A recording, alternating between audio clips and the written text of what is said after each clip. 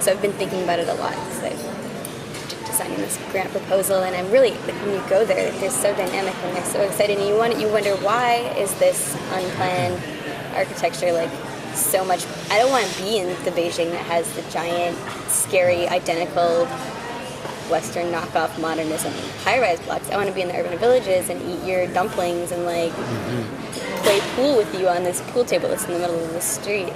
So I don't know. There's definitely it's like I've been struggling with the whole concept too, but it's a tricky question too, because as soon as architects presumably come into the equation, the very qualities that are positive presumably about those spaces become lost in some way. It goes back to your question about design open systems in architecture, and is it possible to design frameworks? Maybe there are kind of infrastructural frameworks that support the kind of complexities that we tend to kind of fetishize in those developments at some level. And there's clearly, there are clearly qualities of creativity and diversity and a kind of authentic life that emerges in those situations.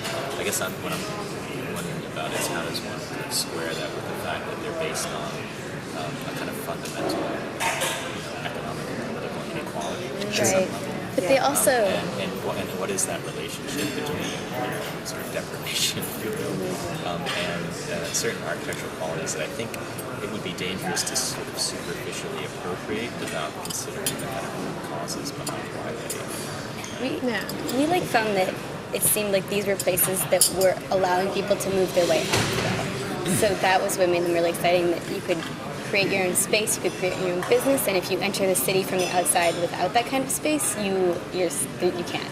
There's no other access point, kind of.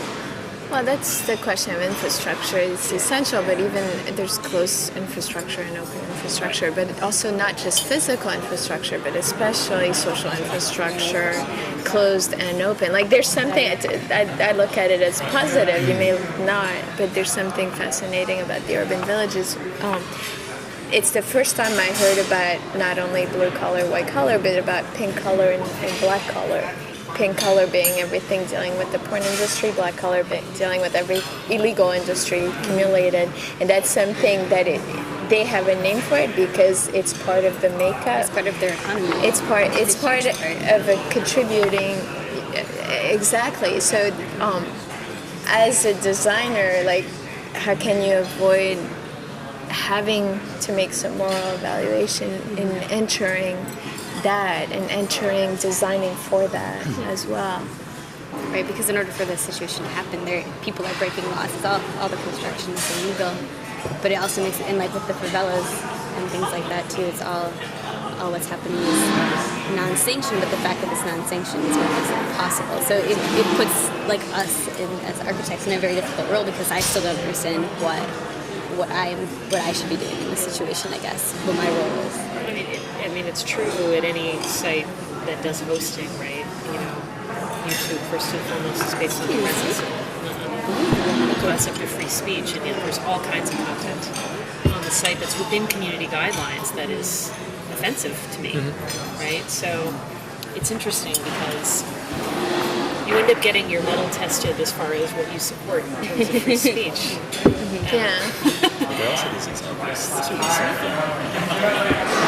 details, but I guess somebody else knows it, that looks at sort of societies that actually evolve around recycling and the processing of trash, getting it out of brands. Talk a little bit where there are these kinds of subcultures and these kinds of conditions where people essentially subsist through basically repurposing and throwing around the garbage that the larger consumer society produces in some way, right? We saw that. I mean, that's what a lot of the urban villages, what they do. And we go, especially ones in the periphery, you go, and there's these huge stacks of milk bottles and colorful detergent things and glass and whatever. And you see people, there's entrepreneurial trash collectors, so they go around the city and they gather cardboard up onto their bike carts, and they stack it up like so much cardboard, and you wonder how huge their leg muscles must be, and they cart it off to the edge of the city and they sell it, and that's how they make their living. Of course, you see that in cities like New York as well, on a smaller scale, but there it seems to